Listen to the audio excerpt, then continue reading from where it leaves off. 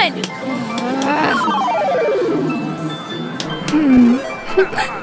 think I'll let you zone? Baka.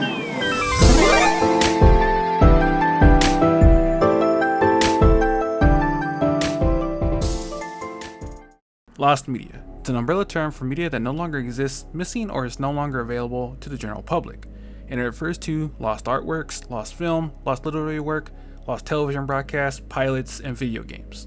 Most think that with all the technology we have that you'll be able to find it, but you'd be wrong as life happens. People don't think to properly archive media because, who really cares about some obscure video game or show, right? Well, I was curious about lost media and I went digging for 5 comics of lost media. For those who don't know, Silent Hill is a 1999 survival horror video game developed by Konami for the original PlayStation. The game was successful to receive a multitude of sequels, a prequel, and various tie-in media. In 1999, a 70-page graphic novel adaptation was set to be released in November of that year. It was far along to receive an ISBN code. The graphic novel was written by John Murphy and penciled by Neil Gooch. Despite being all finished and getting advertised in a product catalog, the comic was never released. However, on February 19, 2007, Neil posted some artwork and a statement on their DeviantArt page which reads, "A brief stating of comics. Just before we started comics, the 2 guys I ended up starting it with owned a design company who did work for Konami. I applied for a job as a designer, wanting to move away from comics. I was at 2000 AD at the time. I didn't get the job, but about 3 weeks later I was told that they would employ me for 6 months as they secured the rights to do a Silent Hill full-color graphic novel. I had 6 months to do 70-page full-color original graphic novel book, which I jumped at the chance. It never saw the light of day, even though I finished the whole thing. At the end of the 6 months, we decided to start comics. Anyway, about the graphic novel, I was a little too ambitious. I never colored anything at that point. Actually, at that point, I never even knew how to send emails, which shows how Mac illiterate I was. And I also wanted to try a new approach. Some of it worked, some of it failed miserably. The plan was to draw and color all panels separately, then lay out the spread like a designer would lay out assets. This approach would work really well if I planned a little more in the beginning, but I just started drawing panels one after another, only to have real troubles fitting them on their pages later. If I had planned it out like I do now, a comic, and approached it in the same way, I really think I could have done some amazing work. So it's a technique I will use again at a later date. I just think in these early days, I did the typical thing of getting carried away with Photoshop as it was also exciting. Rookie mistake. And it's made this big mess. In 2021, a Lost Media Wiki user had managed to get into contact with Gooch, who revealed that the comic was originally stored on a CD and states that the comic is lost due to the CDs having disappeared. He stated that the comic was cancelled due to a butting of heads from Konami and the European branch. He also stated that he was only given a basic summary by his client. The comic was going to be published as part of a special edition for Silent Hill 2, as well as having a standalone release. Although the majority of the novel is lost, you can still see some of the pages from the fan site Silent Hill Memories, which contains them.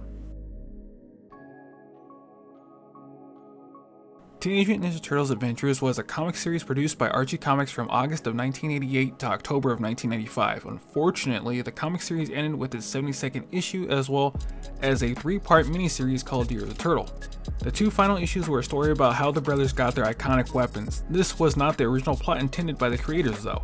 They were actually planning instead for issues 71 to 75 was an arc called the Forever War. This was an arc that featured the return of the Future Turtles and the true final battle with the Shredder. When the comic was canned, so was the story, despite many attempts to release it since then. This comic run was well known for having more darker stories than most forms of TMNT media at the time, besides the original Mirage run.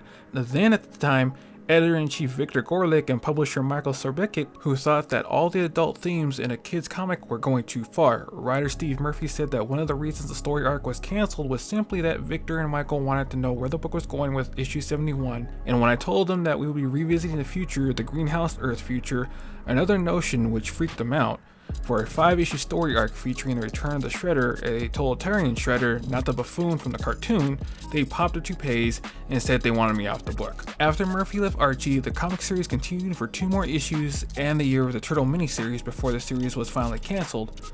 Only 6 pages of the Forever War were ever released to the public, but in 2005, Murphy said that the arc would be released by the end of the year, and nothing. He was asked again and again, and said by the end of 2007, nothing still.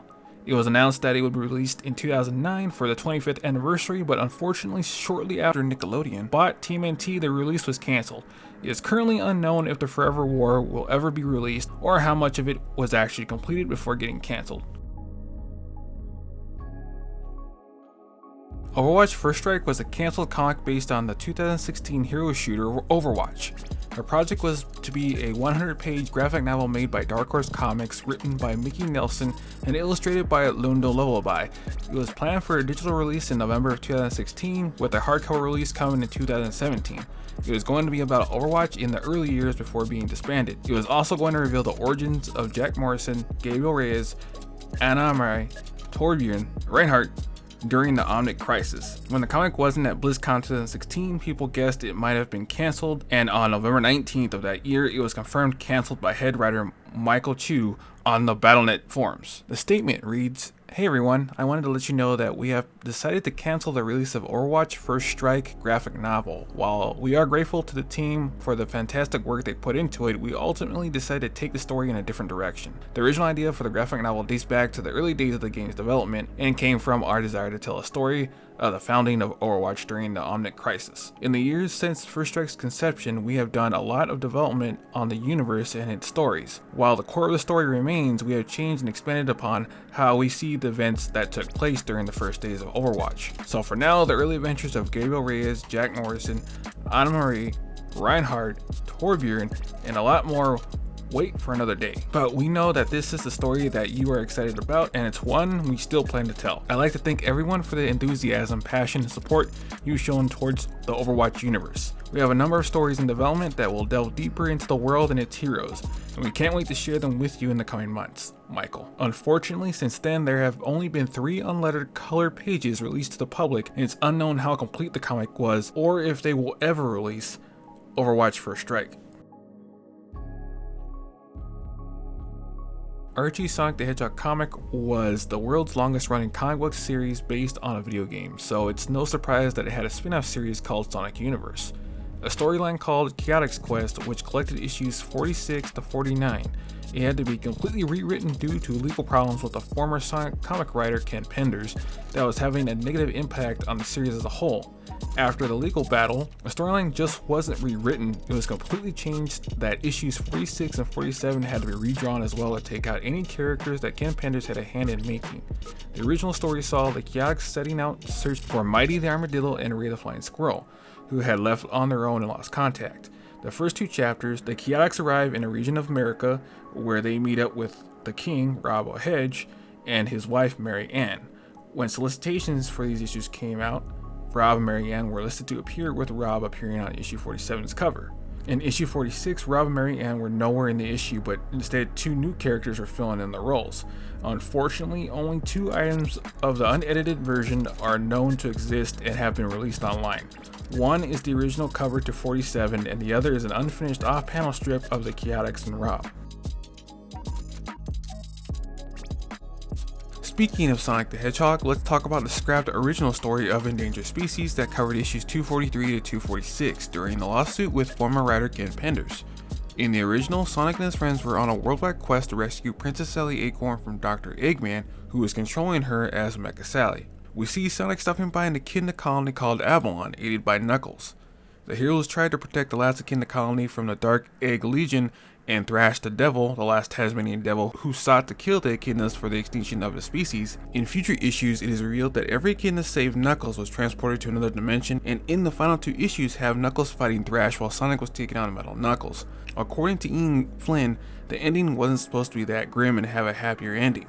Ian is in the current process of writing out a document called Lost Hedgehog Tales that will cover what was going to happen at the time before the reboot, at a later date when he's able to legally. Some fans have found some material of altercations to the plot, one of which is the original print drawings by issue 243's artist Stephen Butler. The second change was to the cover of issue 244, where in the original cover it had a smaller profile shot of Amy Rose standing back to back with Julie Sue. Another is the cover to issue 245, where Linda is ensnaring Sonic with a metal whip, which was changed to just Sonic captured in a metal whip. No one knows how much work was completed before all the changes were put into place, or if any still exist after the lawsuit, since Sega ended their licensing agreement with Archie Comics in 2017. With all that being tied up in legal red tape, it's highly unlikely any surviving material of the original storyline will ever be released to the public. Well, that should do it for this first volume of Lost Media. I want to do more videos on this topic as they're really interesting to me. Tell me some topics I should look into, but on the flip side, stay safe guys, and I'll see you on the next video. Hey, glad you can make it, but if you could be so kind as to leave a comment and maybe subscribe so we can keep the lights on. Thanks.